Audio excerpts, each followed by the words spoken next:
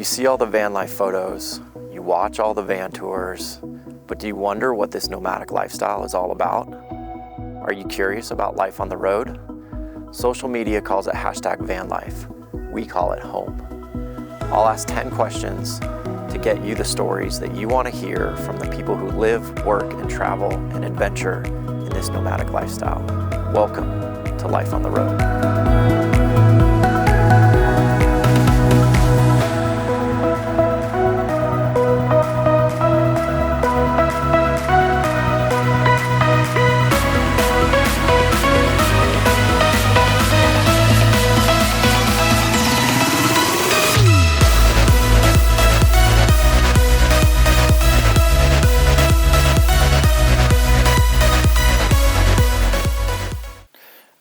Welcome to another episode of Life on the Road, where I ask 10 questions to get you the stories that you want to hear from her life on the road. Welcome, Amy.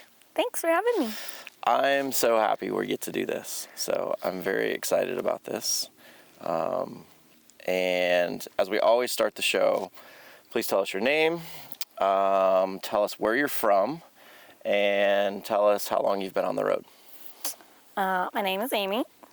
I am from Tucson, Arizona originally. And what was it? How long you've been on the road? How long I've been on the road. I counted last night. It's been like a year and 7 months. Okay. That's pretty exact. I like it. Well, I was like, has it been a year and a half? Because that's what I keep telling people. And I was like, has it been? And I was like, yeah, it's been more than that. Okay, so. Nice. And then shamelessly promote yourself. Where can people find you? My personal Instagram is Amy with 2 Y's _ Sue. Okay. And I post mostly there, but then I also have a honey business based out of Tucson that has an Instagram that's honeywagon _ AZ. Nice. And if you care about bees or are curious about them, I post a lot of stuff about that. So we will talk about that. We'll get there. We will get into that for sure. So, okay. It's time to learn about your life on the road. Question number 1. What was the beginning moment, cause, or inspiration to live your life on the road? So I lived in Tucson my whole life. Born and raised there, went to college there, did my graduate school there. Okay. And then I was kind of over it, and the heat was starting to get to me every summer, and I was just getting kind of frustrated, and I knew I couldn't keep my current job forever. Okay. And I didn't know quite what I wanted to do yet, and so I had met some people through some friends who lived in vans, and then at the beginning of 2020, when the world started kind of shutting down, that friend brought all of his van friends to Tucson because Tucson didn't shut down quite as early as everybody else did. Yeah. So Arizona in general. In my job, I kind of I had a little bit more flexibility because I had to still go maintain bees at the lab, but I didn't have to be there all day every day. So I was camping 3 or 4 days out of the week every week. Okay. And so I was just kind of traveling around with them, finding them. They were in Arizona mostly, so it's easy for me. Okay. But you were camping, you said. So out of my 4Runner. Out of your 4Runner. Okay. Yeah. So not into a van yet. Not yet. Okay. And so, but I'm like watching them live this life, and I'm like seeing all their builds, seeing all their vans, seeing all the things that they do, and I was like, I could do this. And like this means I don't have to move somewhere and sign a 6-month lease or a year lease and have to worry about if they allow pets and how much money it is. I can just be in the van and kind of take whatever jobs. And it meant I could take a lower paying job if I wanted to kind of start switching my career, which I thought maybe I wanted to do. And we can get to that later. But it seemed like a good option for me at the time. Okay. And I knew I had about a year left at my current job. Okay. And so I was like, okay, I can find a van and build it out before this position ends and kind of work out those details. So it's kind of just being around the community. And I feel pretty lucky that I got to be around the community before I was in a van. Yeah. Because I really learned a lot. That's an interesting way to do it. Like, we haven't heard many stories of stories or individuals getting introduced to van life without having a rig necessarily. Yeah, or introduced to the community without kind of having a rig. I had no idea that like hashtag van life was a thing. Right. I was like, the first friend I met who lived in a van, I was like, what? I was like, people do that? Wait a minute. And then I like talked to some of my other friends about it. They're like, yeah, didn't you know about this like whole thing? And I was like, no, Okay. what? I had no idea. So obviously not searching Instagram and Not like finding van that life wasn't photos. no, that wasn't like what sparked me to want to do it. Yeah. And then once I knew it was a thing, I was like, well, people probably have a million ideas. Like so many people have done this. Like, why should I reinvent the wheel? Right. Like, so your research started then at that point. Yeah. Okay. So you were fortunate you had a given amount of time before your first job ended or for the job ended that you had an opportunity to get a van and build it out and be ready to go on the road. Yeah. Is that the timing? So Yeah. when did you start all full time on the road? Like a year, you said a year and a half ago? May of 2021 was when I moved into my van. Okay. But I bought my van in August of 2020. And I had decided, like, even pre-COVID, you know, and it was, like, not about the world shutting down and me being all of a sudden having a remote job at all. But it just, like, all happened at the same time. And so finding a van became very hard. Very hard, yeah. During that time especially. Yeah. And so I found this guy. Okay. And bought that in August of 2020. And then it had some mechanical things needed fixed on it. And my uncle... love him, fixed a lot of those things for me, and then we built it out. I built it out with my grandpa. Okay. I guess starting in like February of 2021. Okay. And it was done by May. That's awesome. Okay. Yeah, I was working like 2 jobs and and Doing building that it at on the the same time. weekends, and it was really fun though. Awesome. Okay, question number 2. And this is going to be an interesting question. You've already alluded to it here a little bit, but what has been your experience with other nomadic travelers while living your life on the road? Obviously, you got a very early taste of this.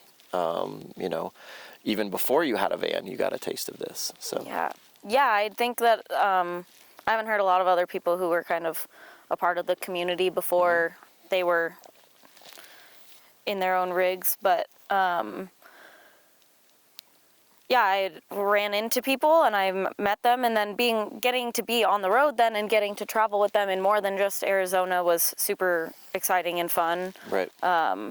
And those friends have led me to new friends, and it's been, being a part of this community has been one of the best things I think that ever happened to me, because everyone is doing it different. Everyone has their own thing going on. But I've never felt so, like, understood by all these, like, everyone's very like-minded, but everyone is so different. Rapidly different from one another. Yeah. But they're all like-minded in some way. And so it's just an easy community to be around, because you're like, I have this baseline in common with you, but I'm not afraid to be myself at all. And I haven't felt like that secure in a community before, and so it's been... It's been great. I mean, I think honestly, the van community or the nomadic community, you know, we have this commonality of a rig. We have this commonality of travel. We have this commonality of a desire to stay in beautiful destinations. And then, you know, once you kind of filter through all that, then you start to realize everybody is very, very different. Yeah. But you have that baseline to start a friendship on, and it's right. And you're all kind of like struggling through life, through like the hurdles of van life together. So when you're like having a hard time, those people kind of understand what that's like. Yeah. So. Or those hardships or those issues that you're going through. Yeah. Because everybody has them. You could have the craziest, nicest rig on the planet. You could have a home-built rig. You could, you know, you're all going to have those but issues. You're still going to get stuck in the mud, aren't you, Chad? We're still going to get stuck in the mud in New Mexico and need help. Yes. 100%. Yes. Althea got stuck in the mud. Yes. I had to call you out a little bit. It's okay. It's deserved. It was completely my fault. Okay. Question number 3. What is your biggest failure, and what is your biggest triumph while living your life on the road? I know I have a failure, but I'm having a hard time thinking of that one at the moment. Okay. Triumph-wise, just like doing it. Yeah. Like, I was in a relationship that I kind of put all of my energy into the other person for a really long time and didn't really put me first at all. And so just like doing it, just putting me first, doing what I wanted, building the rig how I wanted it for me, was something really big for me because I hadn't really spent a lot of time putting me first in my life. Okay. And then leaving, traveling, going away from my hometown and doing things alone and realizing I'm capable and building and learning, and it was everything about this experience has been empowering and humbling, but empowering, and I feel much more capable than I did 3 years ago. So I think that's a pretty big triumph for me in my life overall. Yeah, it sounds like it. Failure-wise, I think as a traveler, I've failed to go slow. Which I really wish, and it's kind of because of the jobs I've had and whatnot that it hasn't totally allowed me to go as slow as I want to. But I go a little bit too fast, and I look back at it and I'm like, I wish I could have spent a little bit more time with those people at that gathering, or got to know that town a little bit better, or done one more hike in that spot. So it's more about your pace of movement in the van versus, spending more quality time with either a group of individuals or at one location. It's I wish I could have. I'm trying now. That's like I've noticed it. Now I have a job that allows me to go a little slower. Sure. And so that's one of the things I'm trying to do better is move slower, spend more time with the people that I'm meeting, because they're amazing people that are going to be friends for the rest of my life. Right. But I always have something. And that's fair. And sometimes work or, other things come up and you have to move on. But it's nice that you're recognizing that and that you see that, even though you're labeling this as a failure, it's something that you're going to change, it sounds like, over time. And that, maybe in a year you'll have slowed down a bit and spent more time with friends and cool places. Yeah. So, I like it. Question number 4. Did you start your life on the road as a single person? And what is it like living on the road as a single person? I did start my life on the road as a single person. Okay. And it's been, like I said, I've had a hard time putting myself first. And so it's been really nice to kind of travel alone and do things alone. And you kind of had that mindset going into it. That's what you wanted to focus on, was you. Yeah. And I wasn't like, I'm an independent woman, I'm going to do this thing and prove to the world or anything. But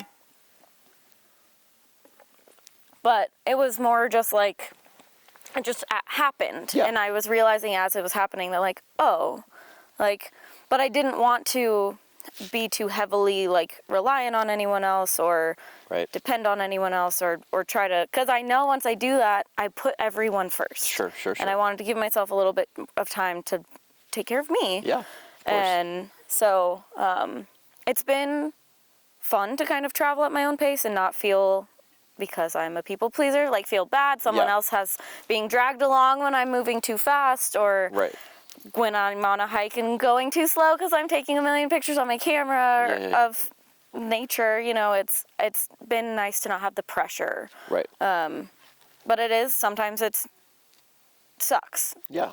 Because as a single female, I feel like I have to be much more aware of who's around me, what's around me, where I am, what time of day it is. Sure. I definitely look at review. I don't park anywhere without service. Right. Hi, big guy. I have to be a little bit more aware as a single person. Yeah. And I've, sometimes it's fun to enjoy places with a companion, with someone else. For sure. So I've started to kind of miss that, having someone around to be like, look how cool this place is.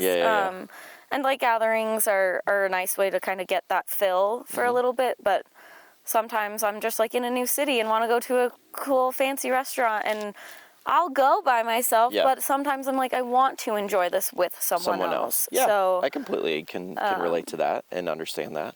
Talk a little bit about solo female traveling and, either the difficulties you've come across or, experiences that you've had where you feel good and safe and kind of, your mindset along those lines. Obviously, you're not 100% solo. Right. And we know, and you can talk about, Mogs a little bit if you want as well. Yeah. So I 1,000% would not have moved into a van by myself without Mowgli. Okay. Mowgli was the guard dog. She was my best friend. She was my soulmate. Like, there was no way. And she made me brave. Yes. Like, 1,000%. Gave you security. Yeah, I was not afraid of anything with Mowgli in the van. Yeah.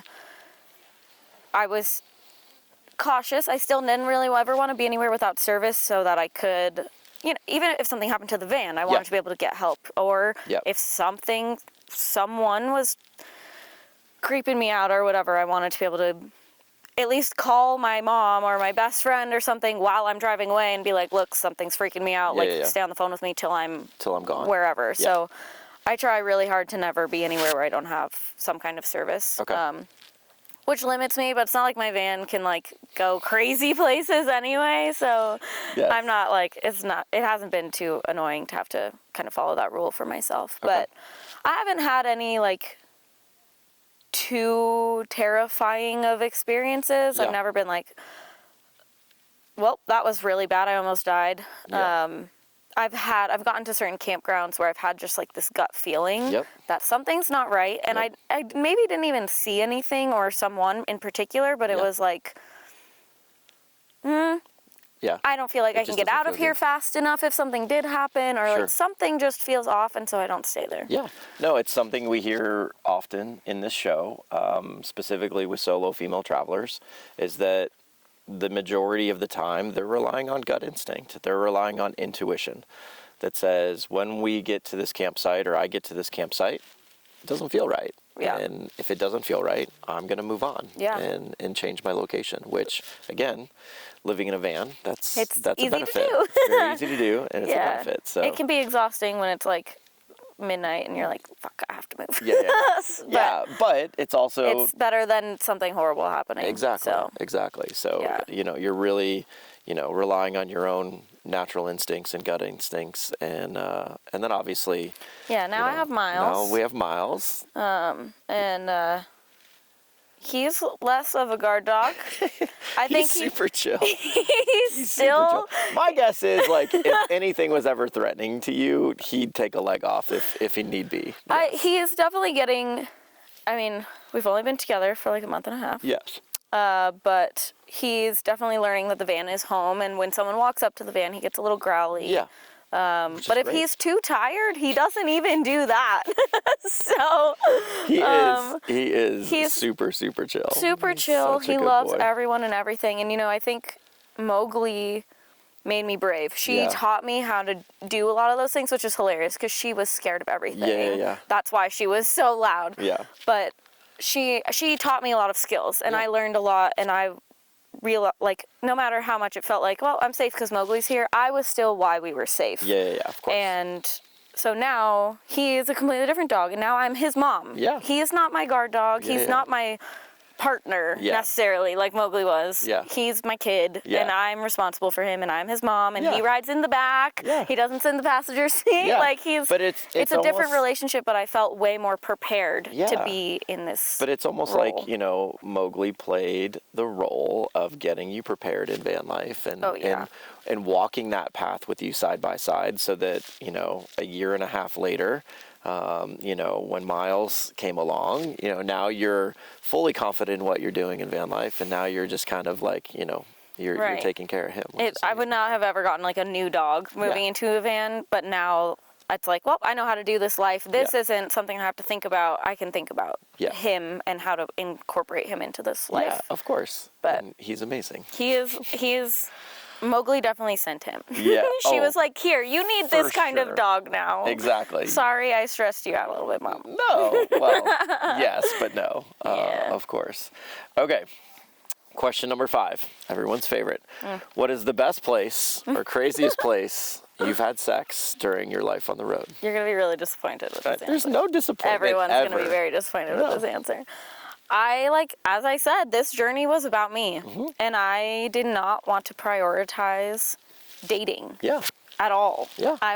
Because I would just make my life about them. And I had some healing and changes to make to be able to be in a healthy relationship where I wouldn't do that. Right. And so I didn't want to put myself in that boat. I wanted to just work on me. So I don't have any super exciting or crazy stories in that context because it's okay. I've been dating has been at the bottom of my priority list. And that's okay. For the last year and a half. Yeah, I mean, it's honestly it sounds like your journey into van life has been very much an internal journey for you and kind of a, self-rediscovery to a certain extent.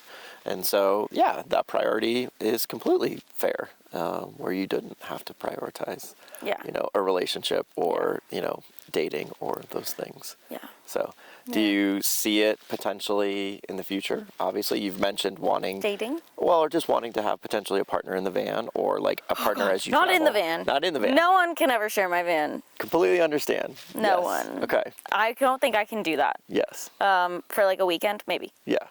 Not full time. No. Okay. Because then you have one house and one car. Yeah. No. It's not easy for sure. But hey, bud. Come you sit don't have down. to sit in the chair, but you have to not wander too far. I think it's not out of... I think I've done a lot of work on myself, and I've processed a lot and remembered my self-worth. Okay. And, so now it's sure, I would welcome someone into my life, but they're going to have to, the nice standards are pretty high. Awesome.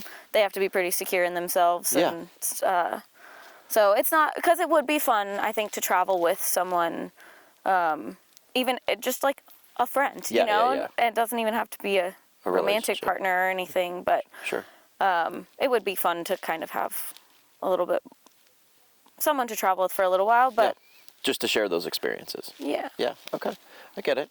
Okay, question number 6. How do you make money while living your life on the road? So the first 11 months of my van life was pretty much stationary. And I was in Davis, California, working at a honeybee research lab. Okay. And Davis, for those that don't know, is in the Central Valley of California, where there is 0 public land. Yep. But I had to be there. I had an in-person 9-to-5 job. Right. I eventually convinced them to let me do 4/10s. Okay. But I had to be there in person. Okay, so early on in your van life, you're living out of your van, but you're doing it in a city and working a 9-to-5 job. Yeah. Basically every day. Yeah. Okay. Yeah, I had to show up every day. They were super cool about Mowgli. The first half of my day was always either beekeeping or lab stuff, so she couldn't be around. But the second half of the day, she could come into the office. Oh, that's great. And hang out with me, which helped when it got hotter out. Yeah. And but yeah, so I was I can't stealth camp for a year, and that job felt like I needed to at least be there for at least a year. Okay. It was a pretty kind of a high up government job, and so it's I can't do this for a whole year, so don't need that. Well, it sounds like, it's a very interesting thing that's one, how you got started in van life, but then also two, that you're living proof that it's possible. You don't have to be out in the middle of nowhere working a truly remote job. No. You can do it 9 to 5, where you live in a van, you stay in maybe one general area, but you go to work every day, and you have a job that you work in one location every day. So it was... maybe not ideal. Well, so I it's possible. I was there for a week, and it was... awful. Okay. Like, my first week in my van was the worst week, my second worst week of my life. Like, I could not, I was sleep deprived. Mowgli had kennel cough. Okay. And so we weren't sleeping anyway because she was coughing constantly. And I was stealth camping, and it was my first week sleeping in my van. I didn't even get like a week enjoying it before I was like there working, and which is kind of my fault. But so I, like, my lovely best friends were like, you need a hotel for a night to sleep and reset. So they paid for a hotel for me for a night, and then I was like, I sent emails. I zoomed in on Google Maps to like all of the farms like west of Davis, and I zoomed in, and any that seemed like kind of a smaller family business sort of thing. I emailed them, and I was like, this is my situation. Nice. Here's my van. Here's me that I built with my grandpa. Look how cute I am. I'm not some crazy person. That's amazing. I'm working for the USDA. I have a full-time job. Like, I'm not some like moocher. Can I park on your property? I'll work. I'll pay, whatever. And no one, I sent like maybe 12 emails, and one lady responded. Oh, wow. And she's like, come on Saturday. Nice. Yes. So I go, it was like $200 a month. Or if I helped with, it was a horse boarding facility. So if I helped with the horses, she took money off of my $200 a month. Oh, that's amazing. So it just really worked out, but it also was like, I had to have the guts to do that. To cold email, cold call these people, and like, I wouldn't have done that before. And I did it, and it worked out perfect. That's and amazing. It was, if I didn't have that place, like a reliable place to sleep every night, it would have been during hard. that job, I would have, oh God, I wouldn't have lasted in the van, but I had to, because I couldn't afford rent in Davis on my government salary. So it kind of like, it was like, this is hard, but you're going to figure it out, and it's going to get better. And so the world kind of forced me to stick with it. So fast forward to today. Yeah. And now what are we doing? Now I work for a company that is, we're all remote. Right. That developed a vaccine for honeybees. And in my past 2 jobs, I had kind of consulted with them and done some of their testing and research. And when it was time to launch the actual product, they asked if I wanted to be part of their launch team. So they're remote, and then I visit beekeepers to teach them how to vaccinate their queens. So amazing. Miles, hey, don't eat rocks. Yes.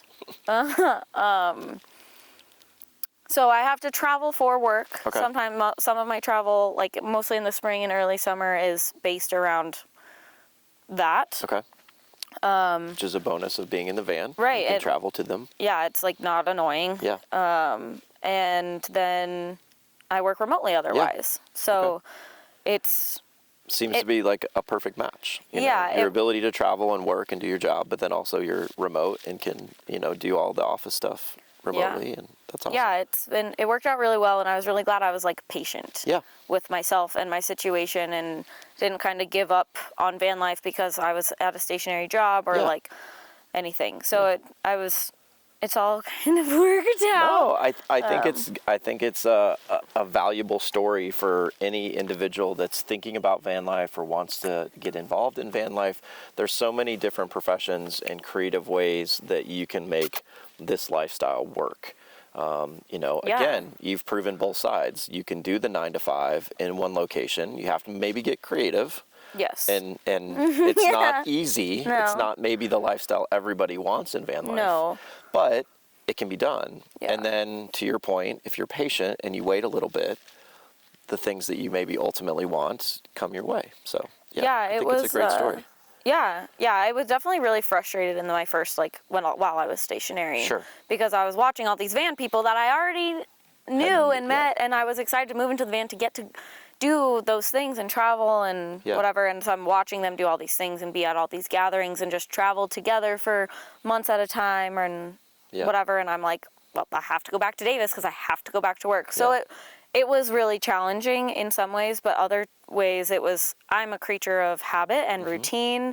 And so part of it was like, well, I'm in the same place, and it was easier kind of day to day. And I think it was a nice like transition into van life instead of like, now everything is different. Like just your house situation is different. And now it's my house is different and my job is different. And I needed kind of a slow transition. That's good though. It sounds like that was exactly what you needed and it worked out just that way, which was perfect. So, sir, what are we eating? I'm just eating dirt, Mom. Just eating dirt. Just no whole rocks. Okay, question number 7, and we roll right into what is your vehicle, who built it, and why did you choose it to live a life on the road? This is Hamilton. Hamilton. His name is Hammy. Hammy. Most of the time. Okay. Hamilton the Honey Wagon. Hamilton the Honey Wagon. Okay. So I guess I'm going to backtrack a little to the last question. I also have my own honey business out of Tucson. Yeah. It's very small, and I sell out like within 2 months of my honey extraction. So it's a small part of my life. It's more of an expensive hobby than a business, but it is something that I love, and that is Honey Wagon. I think I'm going to change it to Honey Wagon apiaries this year, because I'm going to have more than one yard, and it's going to get bigger this year. But anyways. We will promote that here, so yes. Yeah, so he's Hamilton the Honey Wagon. He is the Honey Wagon. That's what the honey business is named after. Okay. That was kind of, it was like, oh, I can travel around and sell my honey too. So. Nice. But he is a 2015 Ford Transit Ecoboost high top.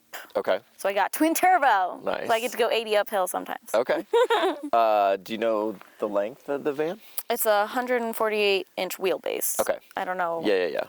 It's like 19 feet or something. Okay. 2015 Ford Transit. Yeah. Okay. And then obviously you and your grandfather built it. Yes. Which just sounds like an amazing experience. It was the best. There's some amount of like, am I really going to live this lifestyle? Like when you're building and you're like, this is like kind of scary. Yeah. And I was just telling myself, like, even if I live in it for a month, 2 months, this experience building with my grandfather was the best experience I've ever had. I will, like, that time I got with him. Never forget. No, it was amazing. Yeah. And I would trade a lot of things for that time. Yeah. So talk about some of the choices you made. Like, obviously you buy this van. Was it a shell when you bought it? Was it completely empty? Yeah, it was actually. I knew I wanted this van. Okay. And I was having a hard time finding one that had. Can I ask why? I don't like what ProMasters look like. Okay. Their rear axle is like super low to the ground. It's true. And I didn't want to deal with that. Okay. And everyone I know who had one is like, I cannot go uphill. I can't do anything. Like, they hate them. Okay. So didn't want that one. Fair enough. I can't afford a Sprinter. Okay. And I wanted something pretty reliable. I love all the like older, like vintagey looking, like cool vans. Like, I wish I was that girl, but I'm a little too anxious. I needed something reliable, and I wanted to be able to stand up. I was like, if I'm going to live this lifestyle long term, I need to not be frustrated putting pants on. Okay. That's valid. So valid. So I wanted a high top. I'm 5'2", so like I have plenty of space. I could have gotten away with a medium top, but I wanted a high top if I could get one. Okay. And so got it as a shell. It was, it was in Denver. Okay. It had 219,000 miles on it. Okay. It's gas, so that's bad. Yeah. But it was empty. It had like plywood miles. It had plywood on the walls with like the pink like fiberglass insulation. Yep. And it had the divider behind the seat. So we took that out, but otherwise we just had to take the walls down. Yeah. And I didn't want to use fiberglass insulation because I didn't want it to hold onto water and get moldy and whatever. So, good choice. And I took the divider down because it made it feel smaller. Yep. But yeah, it was just a shell, but it had some mechanical issues. Okay. The exhaust flanges, the bolts had broken on the turbos. Okay. So they were my a family part of my family. One of my family friends lives in Denver, and he test drove it before we drove up there to buy it. Right. And That's good. You had some information going into it. Yeah, it was real. Yeah. One, I wanted to know that it actually existed, and I was like, we can figure it out as long as it exists. Yeah. So he went and test drove it, and he was like, it drives great, except there's this like flap, flap, flap, flap, flap sound when you drive. And I was like, And I called my uncle, who's a mechanic, and I was like, I don't know. He's like, I have to hear it. I have no idea. And I was like, but it drives. Yeah. And so he's like, well, if it drives. Yeah. So what it was those bolts had broken on the exhaust flanges. Yeah. And so when you drove, it was those Pulling metal pieces were flapping. That's awesome. But you were able to acquire it and work out those issues with no problem with people that you trusted and that, you know, could help you, and you were able to get it in good working condition from that point. Yeah, my uncle is a saint of a human. Oh my God. That's awesome. I think he was like sad when it was done, because he was like, this has been in my front yard for 7 months. Yeah. Like now it feels like something's missing. But yeah, he did all that work. There was like a rear axle leak or some kind and some other stuff. But so the engine, even though it had 219,000 miles on it, to fix those exhaust flanges, you kind of had to take apart parts of the engine to get to them. Okay. Because the turbos are kind of in the back anyway. So he replaced a lot of gaskets and belts and hoses and just kind of anything he saw while he was in there that didn't seem up to par. It's again, we talk about it all the time. Having reliable mechanics that you trust are, you know, for sure, a godsend. I'm so lucky. I'm so fortunate. I would be in a very different spot without my grandpa and my uncle. Well, then talk about interior choices that you made in the van. Obviously, it's a shell. You've never built a van before. I'm assuming you have, you know, limited building skills potentially. You work with bees. So I had limited building skills with my grandpa did not. There you go. Well, and that's perfect. But talk about the choices that you made. Where did you find these choices? How did you research? How did you come up with the layout for your van?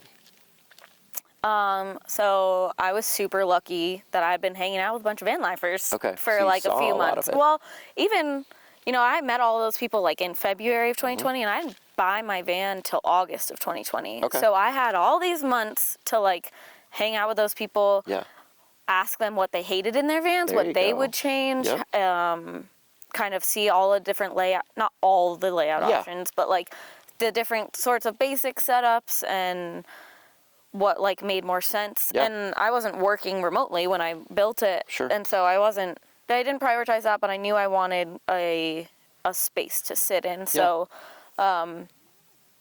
I basically I kind of knew what I wanted. Based on seeing everyone else's vans and getting to be in them. To be able to stand in them and feel what spaces felt like. That's perfect. So it was, and then my grandpa, he was when he retired, he got super into woodworking. Nice. And so he was like, I can do that, but I don't know anything else. So it was just this big journey of like both of us learning electrical together and how do we secure things to the walls of the van, you know? So it was really fun. Lots of skills learned. Amazing. It sounds like it was a wonderful experience building the van. Yeah. Okay. Question number 8. What is your best bathroom? Number 1 or number 2 story from Life on the Road? I don't think I have like a super hilarious or great one for this. I have my typical the typical pee jug overflowing. That was pretty disappointing. I started out... do you have a composting toilet or do you have a cassette toilet? So I started out with a cassette toilet. And I refused to use it. Absolutely refused to use it, which was easy for me because I had a stationary job. Yes. And so I can use the bathroom at work. Yes. Almost always. And so it was easy to refuse to use my cassette toilet. Fair enough. And then I was like... I need something, and I'm going to continue to refuse to use this. So I made a DIY composting toilet because it was I wanted a nature's head. Yeah. They're kind of expensive. Yes. And they're kind of tall, and where I would need to put it in my van wouldn't fit. It wouldn't fit, and I'd have to rebuild too much. So it's basically the same concept, but not, but smaller scale a little bit. And the first week I had it, I did not realize how, I did not have I hadn't quite gotten it down to I can pee 4 times before I need to empty this jug. Yes. And so I'm peeing and then my feet are surrounded by liquid and I was like, damn it. And I like got out of my van and I was camped with a friend and I was like, I did it. I can check off that bingo spot on the van life board now. Yes. Overflowed pee jug. Yes. So it's a very common theme, very common story. It gets told often on the show. You wake up and you got to pee so bad. I get it. It just happens. It just happens, yes. And sometimes you just don't realize how full it is. No, it just Question number 9. Describe the happiest and hardest moments of your life on the road. I know. We'll get to the hardest one. I'll do hardest last. I know the hardest, and I get it. Yeah. But talk about the happiest moments. Happiest moments, I think meeting people. Mm-hmm.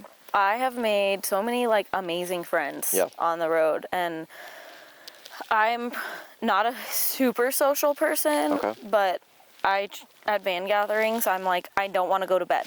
I stay up later than I ever do because I want to get as much time in with these people that I'm meeting. And so I think that and driving. I've always really loved driving and going on road trips. Me too. And it's just some kind of like meditative state for me. Yeah. And being in new places. I think that is like the most like I get this like whole body reaction when I like come over a hill to a place I've never been, and it's just like mind blowing. Yeah. Those are pretty happy moments. Yeah, I mean, honestly, I think all 3 of those embody this nomadic lifestyle perfectly. You know, you're spending time with friends, you're getting to know, other like-minded individuals that you really relate to. You're traveling, driving. I mean, we talk about all the time, if you're going to live this lifestyle, you're going to have to learn to appreciate how to drive.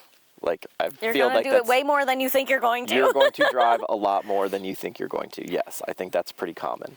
Yeah. And then, the last piece is, getting to go explore and see these beautiful places is pretty awesome. So I think that is a perfect description of being happy on the road. So, yeah. And your hardest moments? Earlier I said my first week of van life was my second hardest week of van life. Yes. My absolute hardest week of van life was Mowgli passing away. Yes. Your hardest week of van life was the week we met and became very good friends. Yes. Yes. Yeah. So I feel very fortunate that I was there and got to be there for you. Obviously, it was not the ideal time in your life. No, but you made it a lot easier. I'm glad that happened. Obviously, losing Mowgli was, impossible. It was very sudden, very unexpected. Yeah. And we had just left Descend and made all these amazing friends, and we were on the coast, and we were I was getting to start all summer. I was traveling for work. Yeah. And we were about to start this chapter of getting to go where we wanted to go. Yeah. And I was so excited to take her all these places in Oregon and Washington, and it all changed in a matter of seconds. And that week still almost doesn't feel real because it was that hard. It was. Because she was my soul dog, man. I know.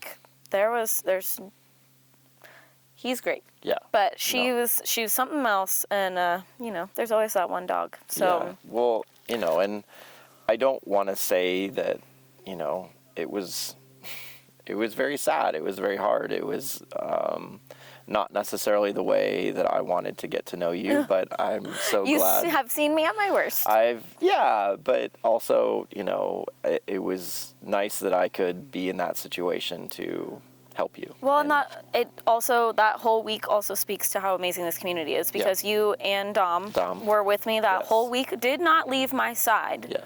And I had known you guys. Descend was August 26th, and this happened September 5th? Yes. Well, and you and Dom were friends. We met at Descend. No, I know, but you guys had started to hang out a little bit post-Descend. 2 days. Yeah. No, but you had been hanging out 2 days more than, it was. But then these people that I barely knew stuck by me during this time and were modified their lives, what their plans were to help me and be there for me during that time. And it meant a lot. And it would have been impossible if I was by myself. We were in a town I've never been in before, being completely alone. And that Mowgli's last week ended up being, they're all gone. They're all gone. Okay. Yeah. Mowgli's last week ended up being we accidentally did all of her favorite things that week. Yeah. A lot of little things kind of like worked out that like, if I had known that was going to be her last week, we probably would have done the exact same thing that we had done. That's so amazing. Living on the road made me like, I hope that when I die, I don't have any regrets, but I know that I don't have any regrets about how Mowgli got to live her life. Yeah. And it made her passing a little bit easier. And if we hadn't been on the road, I don't know that I could have said that. Yeah. So. No, and, again,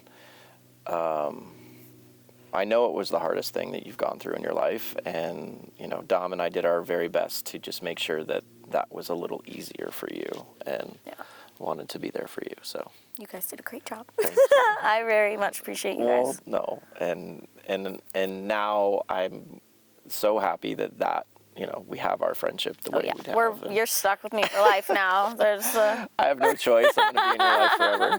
Well, I'm very much okay with that. Good. Okay, last question, question 10. In your own words, describe or define #van life, and then give one piece of advice for someone wanting to live a life on the road. I've said this a lot lately. Yeah. It's come up a lot lately because I think a lot of us are we've been on the road long enough that we're like, is it? So it really is just always this hard. Yeah. So I've been saying real #van life, not Instagram van life. Real van life is like 75% struggle, 25% like amazing, and 100% what the fuck is my life? Yeah. In a good way or a bad way. It's like some days I'm like, what am I doing? Why am I doing this? Why am I here?